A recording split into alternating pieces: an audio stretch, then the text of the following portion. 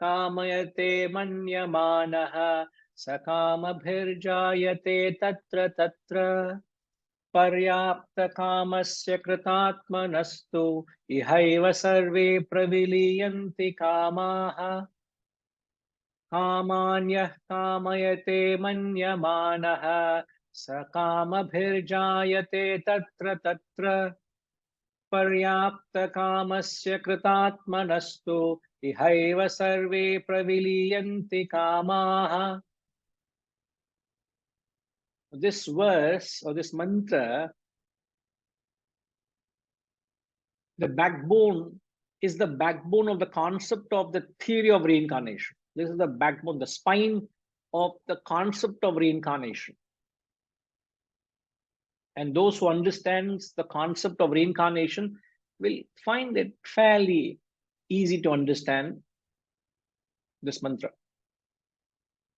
Kamanyah kamayate manyamanaha. He who, yaha, he who kamayate, longs for, broods, manyamanaha, one who broods and longs for kaman, objects of desires, is born amidst them with those desires. Kamabhi jayate, is born there with the desires.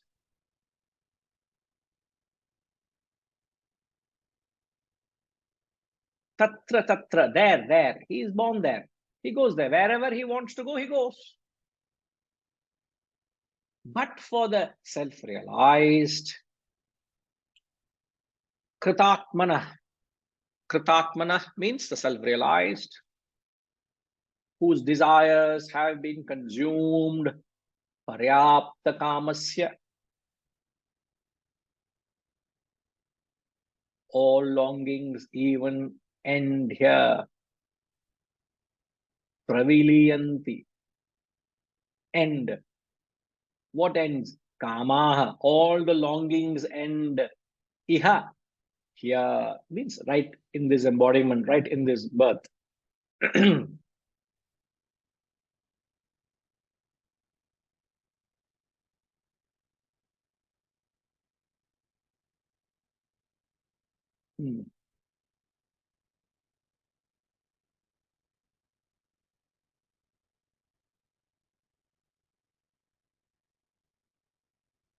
So what is the concept of reincarnation? We must understand.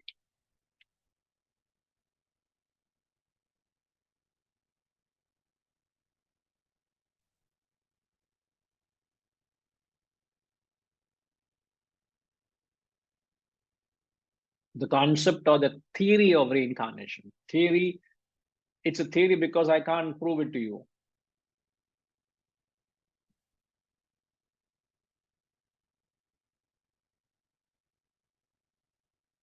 It is said in Vedantic studies, the great masters, what they have done is they have audited our accounts, our spiritual accounts.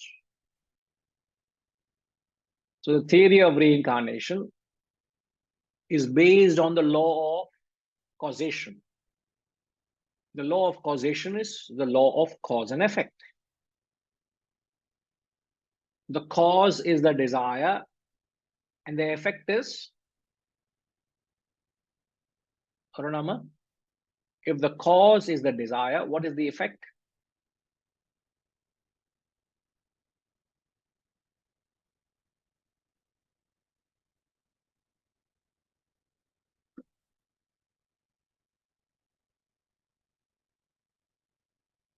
And Hariom Guruji?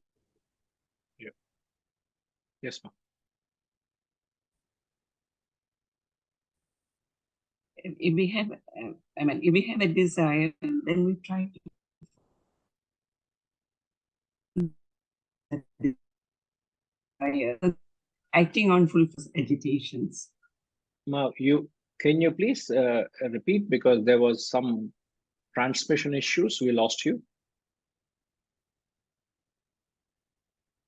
We have a desire, we try to work on fulfilling the desires. So the aim of our action is fulfilling the desires. So if the desires are unfulfilled, it causes agitations in our Mama, mind. you're slightly going out of context. No, we are not talking of unfulfilled desire. We're not talking of agitations. What we're talking is theory of reincarnation, right? Yeah. We said the theory of reincarnation is supported by the law of causation, right? The law of causation is cause and effect. If the cause is the desire, what is the effect?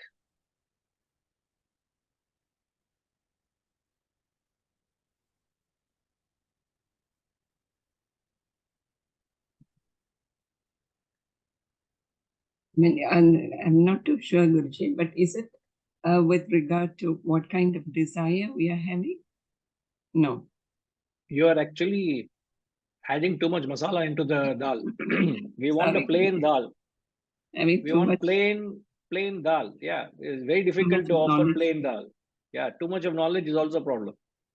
Yeah. So I want a plain dal, no masala. The question is, okay, Gayatri Ma shared the translation. The answer lies in the translation. The question is, if desire is the cause, what is the effect? Arunama, please find the answer in the translation.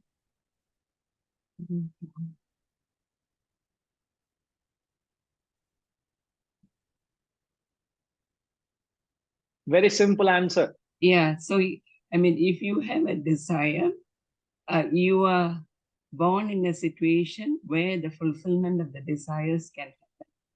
That's all I'm asking. If the desire is the cause, if the seed is the cause, what is the effect? The plant. If desire is the cause, what will happen? You will be taken into an environment where the desire can be manifested, satisfied, fulfilled. That's all that means. And this has to be understood and then magnified to a point of absurdity to understand the theory of reincarnation. Now, example, Arunama, lunchtime has come and the family decided we'll go for a meal outside. All right. And let's say it's an occasion where they're celebrating your birthday, example. And the family asks you, where do you want to go? Whatever you decide. You say, I'm tired of South Indian, all the time eating Malayali food. I don't want. I want to eat North Indian food. Example. So the desire to eat North Indian food, where will it take you? To an environment that's conducive for taking the North Indian restaurant. It would take you to an environment which can satisfy your desire for North Indian North food. Indian food. There may be many foods there available in the Yes. restaurant, but you will go to an environment where the desire is fulfilled. Now, the question is, why did you go to a North Indian restaurant? Because you want your desire to be fulfilled. That's all.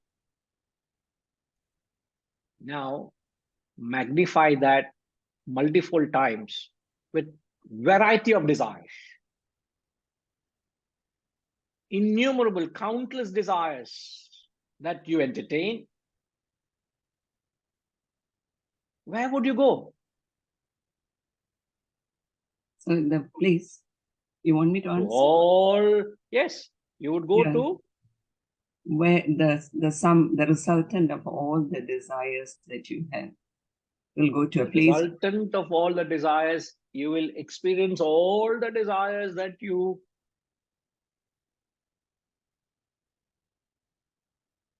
This example, let's say you want to do skywalk, you want to do paragliding, you want to do a ride in the safari, in the desert. You want to do duty free shopping. All these desires you entertain. What comes into your mind? Too many desires. No. That's okay. Let's not philosophize here. UK has an answer. Instantly, she knew. She smiled at me. UK, I'm watching everything, huh? I know, Guruji. Huh? I think What do you know? I think That you will be watching Chief- everything very keenly, and you have a microscopic eye. Ayyo. No, it's all because of specs only, not because of eye. No, Remove this, no. I'm blind. I can't see anything. No, Guruji. Right. Now tell me. Inner eye, Guruji, inner eye. Inner eye. Thank you, ma. Now, what is the question? Don't ask me to repeat the Dubai, question. Huh? Guruji. See, I knew she knew the answer. I knew she knew the answer. Now, what are the things you want to do? What are the things you want to do, ma? You want to go Oh, she will. skywalking. I don't know so You much. want, you want to go to the paragliding. You want to do skywalking. Okay. You want to go into the safari desert. You want to do duty free shopping. You want to buy gold. You want to do this. Which is the place which can satisfy all these? The resultant of all that desires is one place where you can all get fulfilled. Oh, I've heard of skywalking in New Zealand also, but New Zealand doesn't have any desert for me to do desert safari. And it's a very expensive place for shopping. I don't think that's the place. So your desires will take you to an environment where your desires can be satisfied. Remember this. It's easy to understand with one desire, with 4, 5 desires, but it becomes very complex when I throw in 10,000 desires. I'm still throwing a number when the reality is the desires are countless. And every desire is saying, get me there, give me that, experience this, do that, do this. You are literally torn into pieces because you are pulled by different forces, taking you to different pasture lands to satisfy every desire of yours. What would happen? Obviously, it's like you have a 2-week trip to Dubai and the list is unending, or 1 week, 10-day trip to Dubai, your list is unending. So many things to do. What would happen? You will leave that place with some desires unfulfilled. And those unfulfilled desires at the end of those unfulfilled desires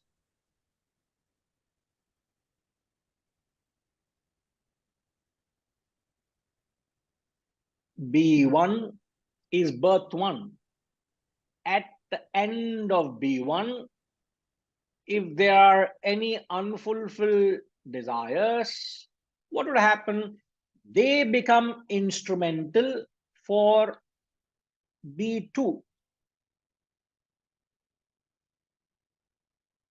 At the end of B2, there are unfulfilled desires. They become the responsible factor for B3. And so on, and so on, and so on. They go on.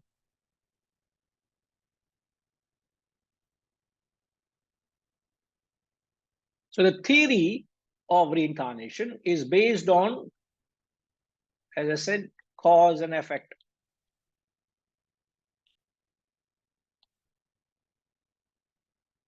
So the cause is desire. The effect is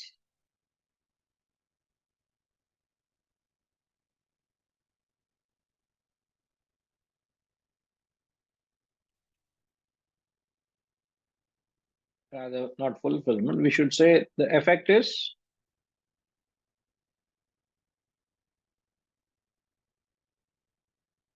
what's the best word to put it? Setuji, if the cause is desire, what is the effect?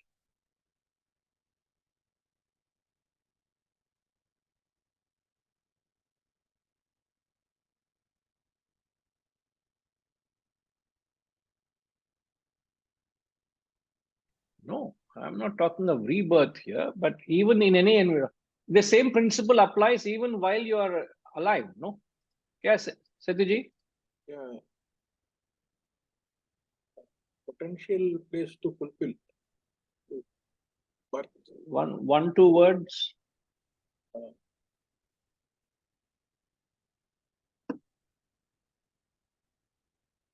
Effect is the yeah, environment. environment. Either you pronounce environment or environment, whatever you want to put it. I know Sinha is laughing at me the way I'm pronouncing it, so you can choose your convenience. Now, this concept or principle of cause and effect is applicable from birth to birth. The same principle is applicable from now, since it is too vast to fathom the concept, you must understand the same principle is applicable from experience to experience. Now, what is the principle that's applicable from experience to experience? It is death and birth. The principle of death and birth is applicable experience to experience, is applicable birth to birth. Just like death of B1 is the birth of B2, isn't it? Then the death of B2 is the birth of B3. Death of B3 is the birth of B4 and so on. Exactly the same way. When experience 1 dies, it is the birth of experience 2. Easy to understand. The same principle of cause and effect, desire and environment, which environment you're born in, which place you're born in,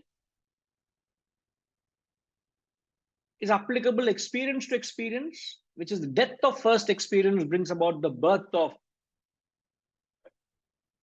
E. You can say E1, you can say E2, E3. Experience 1, experience 2, experience 3. Now the question is simple. Gayatri ma'am, where are you going next? If this experience 1 is the classroom, why are you in the classroom? For self-realization, moksha. Answer the question. Answer is out of context. Huh? Why are you muting yourself when I say a question out of context? See the background noise outside. Huh? Outside Where? noise is too heavy today. For you, okay. Now you have a desire to, right. You have a desire to seek this knowledge for whatever, for realization or for self-development or self-purification, whatever. You have a desire for this knowledge. So you got up first thing in the morning, got ready so that I must be there for the Upanishad class, for the satsang, right? The desire. Now the question is,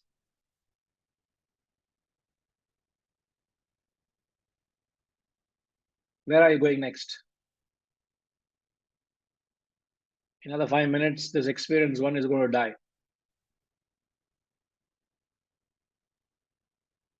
Next experience will be whatever is I am bound to do, I'll start doing it. It will take me to the next experience.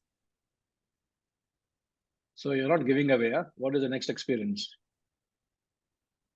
Little secrecy there. I thought you'll give away. No, I do my pranayama. Very boring. Carry on. You do your pranayama yourself. Very boring life, Gayatri ma. There must be some spice in life.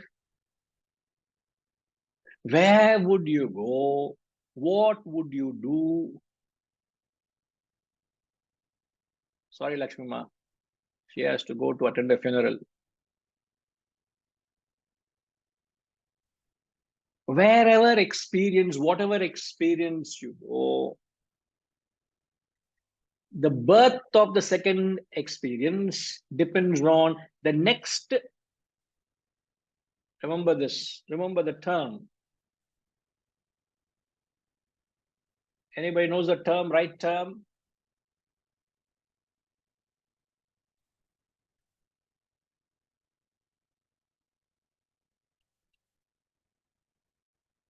End, or rather, why say end? Death of E1 is first step. Then there is the birth of E2. Now, in between the death and birth, the cause, what is the cause of where you're going to go E2?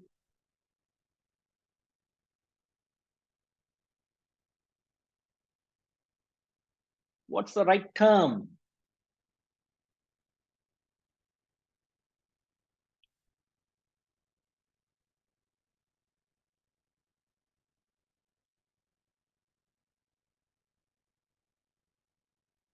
Indeed, desire.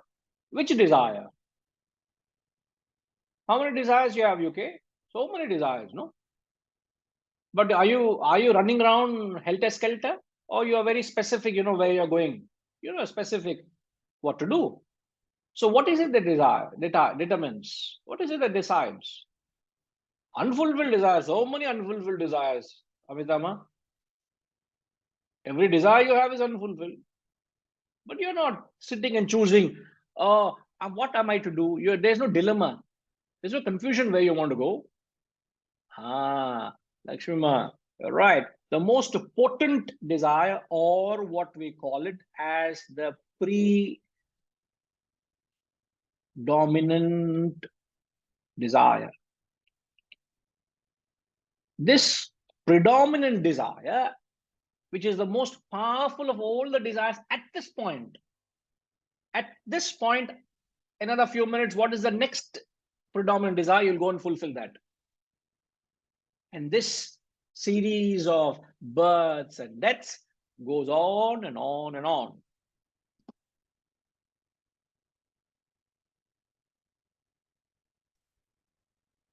So let's say, right now where I'm sitting, right now where you're sitting, imagine your own life. Your roof collapses on you. There's a minor earthquake tremor, your roof collapses. This is the end of this birth. This embodiment ends. At that point, just minutes before the end, we both are having conversation. And I'm asking you a difficult question. Ma, sir, have you fulfilled all your desires? What, Guruji? I had so many plans. I had so many desires.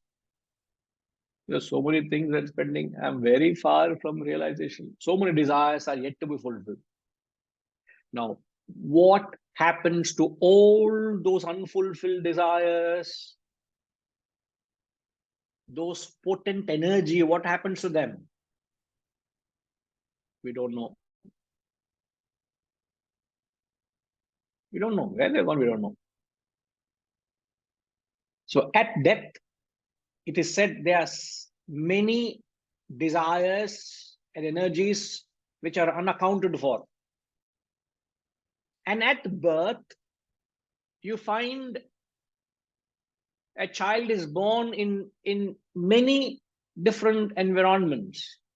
A child is born into opulence, another child is born into literally in the slums. One is born hale and healthy, another is born deformed or with disease, ill health. So, and you see many children have distinct vasanas right from the very young age, isn't it? Every child is distinct and different. So where did the child get those vasanas from?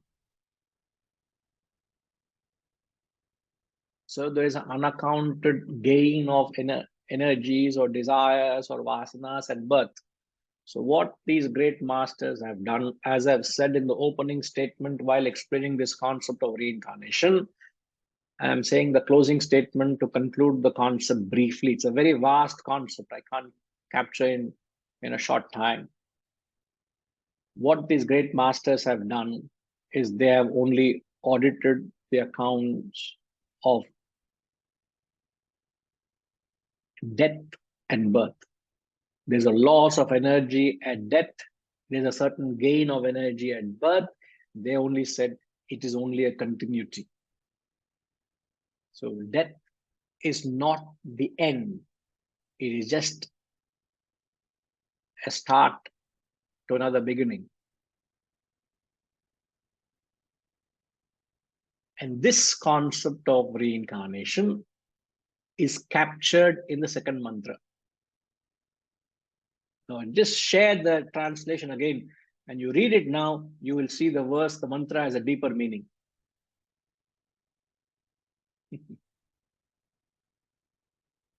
He who broods and longs for objects of desires is born amidst them with those desires. But for the self-realized whose desires have been consumed, all longing end even here in this world. It ends here. So you have the choice to end all your longings here, or keep entertaining, keep brooding, keep longing for the world, and keep being transported to those realms to satisfy those desires. And I can assure you, guarantee you that you will not be able to fulfill all. Therefore, you are extending your sojourn.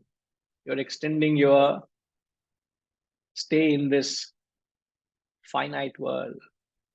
The choice is there. As in the previous mantra, he said, the wise emulate upasate, to those who have realized the brilliance of Brahman, the radiance of Brahman. Either you choose that or choose to be in this vicious cycle of, as the great Adi Shankaracharya says in the Bhajagovindam, Punarapi jananam, punarapi maranam, punarapi janani jathare shayanam, iha samsare bahudustare, kripaya pare, pahi murare. The cycle of birth and death is continuous. O Murare, O Lord, please save through thy grace. There's that much I can do. Having done everything, you pray. Don't do it. It's not that you don't do everything and start praying only. A prayer is just to crush the ego. You have given every ounce of your blood and sweat to get out of this bondage. And then you pray, O Lord, is thy grace. If you don't do anything and start praying, is tamas. You do everything and pray, is sattva.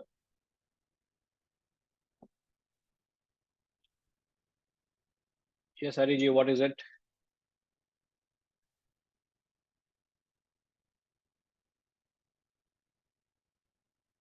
Guruji, I would be very grateful if you could highlight a little bit of burning or vaporization of the vasana or desires without experiencing the desires. If this class doesn't give you the time to explain, if you can explain about it in the next class, I would be very grateful.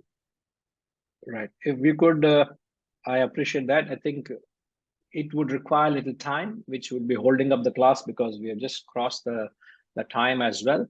We can take up the question before we start the next class. Before I start getting into the text, any questions can be taken up. So if you can send in your question, we will take it up the first thing before the beginning of the next class. Okay, sir? Okay.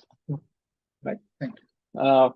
Thank you, sir. But I just note that Ashama had sent a private message. She says, how much time lapse between B1 and B2? And where is the Atma during that lapse? Now, where is Atman now when you're alive? Huh? Ashama, where is the Atman?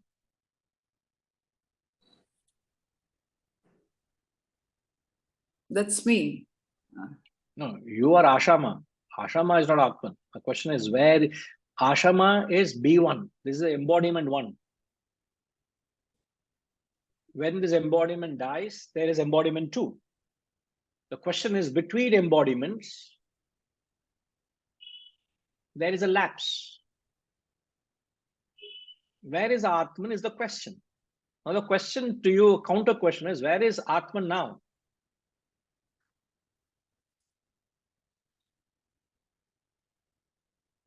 And it's experiencing this. No? The Jiva, B1 is experiencing. Atman has no experience. It is that which enables your experience. God is enabling you to experience this Upanishad class. Is God experiencing the Upanishad class? He will be crying. What is this fellow doing a mockery of the Upanishad? What I am and what is this fellow talking? It will be crying and moaning. Tissue after tissue is used. So much weeping, weeping, weeping. Now, Brahman has no experience. It is enabler of experiences, isn't it? So we do not know where the Atman is. You also do not know. When I say you, I include me and all of us. We also do not know where your vasanas are. Where are all your vasanas located? Can you tell me now? Science has dissected the body to the minutest of particle. Go and ask the scientists, the doctors, have they located any vasana or desire in the body? In the thoughts, in the mind. Yeah, where is the mind? Okay, you operate the body. Where is the mind in the body? Where is the intellect in the body? So mind and intellect are functions. They are not organs. Yeah. So the body houses the organs and the functions happens in the organs. For example, they say feelings are related to your heart. Thinking is related to the head, to the brain. So thinking happens in the brain. So the intellect operates through the head, but intellect cannot be confined to the head. So we do not know where the mind and intellect is. Forget where the vasanas are, where the desires and vasanas are. So we don't know right now. We don't know where the Atman is. We don't know where your mind is. We don't know where your intellect is. We don't know where your desires are. We don't know where your vasanas are. Even in B1, we do not know. How can we find out between B1 and B2? So it's a question, very difficult to fathom. It's too subtle to fathom. All that happens is Atman never dies. The state of Atman is exactly the same while it is in B1, the same state while it is in B2, and also the lapse between B1 and B2 is the same. It's just like you put on the switch, the bulb glows. Why does the bulb glow? Because electric supply is there to the bulb, right? Suddenly, the bulb fuses. You have not changed the bulb. Was the electric supply to the point where the bulb still exists? The fused bulb. Is the electric supply there? Yes. It's there. Electric supply is there, isn't it? Yeah. When the bulb B1 was glowing, there was electric supply all through. The moment you put the switch, n number of times you switch on, the bulb glows. You switch off, the bulb switches off, right? The bulb fused. You disregarded that point for a month. And then what you did, you replaced the bulb. When you replace the bulb and you got a brighter bulb there because you were sitting and reading there, you needed more light. A brighter bulb you got. You put on the switch, what happens? The bulb glows. It glows again. Now my question to you is, what is the stance of electricity when there was the bulb 1? What is the stance of electricity when for 1 month there was no bulb replaced, not used? What is the stance or point of electricity when you put a new bulb, a brighter bulb? Has it changed? No, the supply of electricity remains. That enlivening factor which gave life to that insentient bulb is the same. The sentient principle, the life-giving principle, which is electricity, is the same. It didn't change. You may choose to disregard that contact rest of your life, still electricity is present there. Similarly, whether there is B1, which is birth one, not bulb one, birth one, or B2, which is birth two, or in between the births, the Atman doesn't change its stance. It is just a mere witness enlivening everything. What is responsible for expression is the matter, which is the bulb. Electricity is there. The bulb was not there. The moment you put bulb, what happens? There's expression of life, isn't it? Expression of light. So the stance of Atman is the same. It doesn't change. So that is my question. How much time elapses between B1 and B2? I mean, we say that we carry forward our desire vasanas, and then we choose an environment to fulfill our vasanas. So how much time? That is also very difficult to be very precise because, again, as I said, it's a theory. But what is said is, what it is said, just trying to logically give an argument, they say it is said that these vasanas, they go through a lull. Like your vasanas, you have many vasanas in you. There are certain vasanas are going through a lull, isn't it? They're asleep now. Yeah. Similarly, these vasanas as a bundle, they go through a lull until they find a conducive environment to manifest. How long? Don't know. But they go through a sleep, they say. They go through a sleep until Yes. they come back into manifestation. But the things are too subtle for our limited intellects to fathom. So we don't I mean, know. we can't be certain about it. But logically, we say, since you say another minute or two, elephants, they spend 17, 18 hours a day eating because they only digest 1/3 of the food they eat. So they need that much food to give them the necessary energy. So 2/3 of the food that they eat, the seeds, the grains, all that they eat, the fruits, are evacuated, ejected, literally. Some half digested, some undigested. And these elephants, sometimes they migrate, keep walking hundreds of kilometers in a day. So in the morning they graze and they have traveled 100 kilometers and then they lay the seed, which is ejected from the system. The seed is transported from point A and is deposited at point B. Does the seed immediately start germinating? It finds a conducive time or it needs a Soil. conducive place, the soil, for the seed to germinate. The seed is there, but it needs that conducive environment to germinate. Till then, what happens? The seed is there in a lull, in a sleep form. The potential is there to grow. The moment the first rain or it gets embedded into the soil, instantly the seed starts sprouting, germinating. Similarly, the vasanas, just the moment it finds a conducive environment, not just one desire, the resultant, the cumulative effect of all desires must cater to you. And if that be so, you can be a spiritually evolved person, but you can be born to a Rakshasa. Like Prahalada was born to Hiranyakashipu. We don't know how it is, but he was born there. That was most conducive for your growth. It's such a complex, such a vast, such a intriguing concept. I tell you, we can go on, but there's so much depth.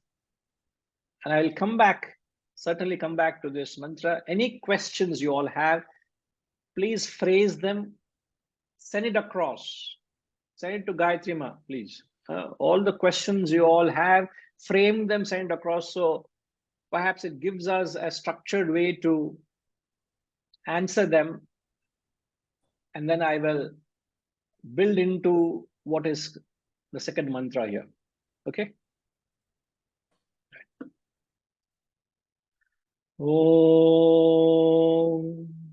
Purnamada Purnamidam Purnat Purnamudachyate Purnasya Purnamadaya Purnamevavashishyate.